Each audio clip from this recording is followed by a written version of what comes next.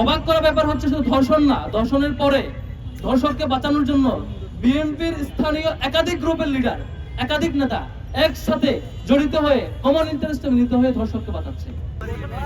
দুইজন শিক্ষার্থী, ঢাকা বিশ্ববিদ্যালয়ের শিক্ষার্থী, লজ্জা লাগে, তারা কিন্তু নারীদেরকে হেনস্থা করেছে। পরে আমরা পরিচয় খুঁজলাম, তারা ছাত্র দলের রাজনীতির সাথে জড়িত, সুতরাং কোনো বিচার হবে না। এখন পর্যন্ত দৃশ্যমান কোনো বিচার আমরা লক্ষ্য করি নাই। এবং আপনারা সাংবাদিকরা আছেন, সম্ভবত 2টা পত্রিকা নিউজ হয়েছে, 2টা পোর্টালে দেখলাম। এর বাইরে বাকি সাংবাদিক বন্ধুরা যে নিউজ করবেন সেটাও হয় নাই। এই যে প্রত্যেকটা ঘটনায় আমরা রাস্তায় নামবো, প্রেস রিলিজ দেব, তারপরে সাংবাদিকরা নিউজ ছাপাবে, আর নয়তো তারা তাদের হাত বন্দি। এই বাংলাদেশ আমরা দেখতে চাই নাই। নরসিংদে খোঁজ দিলাম, অবাক করা ব্যাপার হচ্ছে শুধু ধর্ষণ না, ধর্ষণের পরে ধর্ষককে বাঁচানোর জন্য বিএনপির স্থানীয় একাধিক গ্রুপের লিডার, একাধিক নেতা একসাথে জড়িত হয়ে কমন ইন্টারেস্টে মিলিত হয়ে ধর্ষককে বাঁচাচ্ছে। আমার অবাক লাগে, এই যে মিডিয়াগুলোতে তারেক রহমান কোন চেয়ারে রেখে কোন চেয়ারে বসছেন দেখুন, ভিডিও সহ ভিডিও আপলোড হয়, আবার আপলোড হয়। তারেক রহমান দেখুন সচিবালয় থেকে হেঁটে হেঁটে যাচ্ছেন, সাথে মেয়েকে নিয়ে হেঁটে যাচ্ছেন। এই ভিডিও দেওয়ার জন্য সাংবাদিকদের সময় হয়, কিন্তু এলাকায় বাড়ির বাবার সামনে থেকে কিশোরীকে উঠে নিয়ে গিয়ে একাধিকবার ধর্ষণ করে হত্যা করা হয়। আবার সেই ঘটনা স্থানীয় বিএনপি নেতা পুলিশকে ফোন দেয়, লোকজনকে ফোন দেয়, বাড়ির লোকজনকে হুমকি দিয়ে এলাকা ছাড়া করার ব্যবস্থা করে। তারপরে সামগ্রিক কাজে জড়িত হয় একাধিক নেতাকে, একাধিক লোক।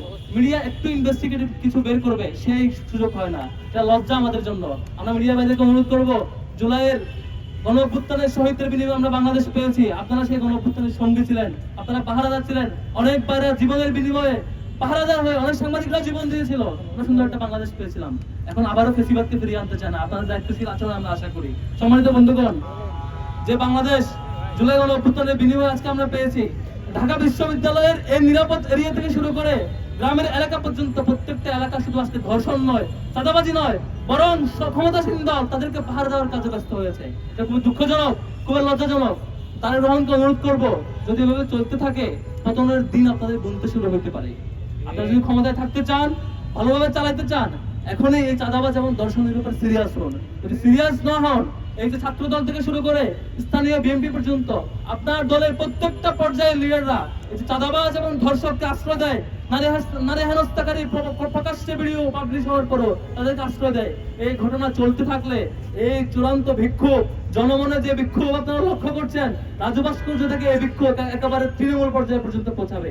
এই বিক্ষোভ শুধু সরকারের বিরুদ্ধে নয়, শুধু প্রশাসনের বিরুদ্ধে নয়, আপনার দলের প্রত্যেকটা কাজের বিরুদ্ধে যেতে বাধ্য হবে। সম্মানিত বন্ধুগণ, আপনার দল বিএনপি গত 15 বছর একটা মজলুম সংগঠন ছিল, নির্যাতিত হয়েছিলেন। আমরা কখনোই আশা করি না আজকে আপনারা জালিম হবেন। আমরা কখনো আশা করি না ধর্ষণ হওয়ার পরে এই ঘটনার আপনাদের প্রত্যেকটা দলের নেতা কর্মী, মিডিয়া উইং, অ্যাক্টিভিস্ট সবাই সংঘবদ্ধভাবে প্রচার করবেন ঘটনা মিথ্যা, ঘটে নাই। আপনারা জনগণকে কনফিউজ রাখবেন, পরে এক পর্যায়ে যখন ফাঁস হবে এই ঘটনা সত্য, তখন বলবেন আপনারা ধর্ষণের বিরুদ্ধে। তাহলে একদিন দুই দিন কই ছিলেন? কেন এই ঘটনা মিথ্যা দাবি করেছেন? এভাবে চলতে থাকলে খুব দুঃখজনক হতে হবে। আমরা আর অপেক্ষা করতে চাই না। আমরা চাই আপনাদের দলের পক্ষ থেকে স্ট্যান্ড ক্লিয়ার করবেন।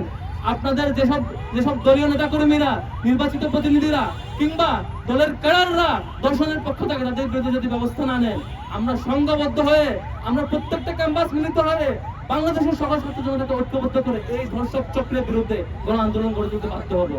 আমার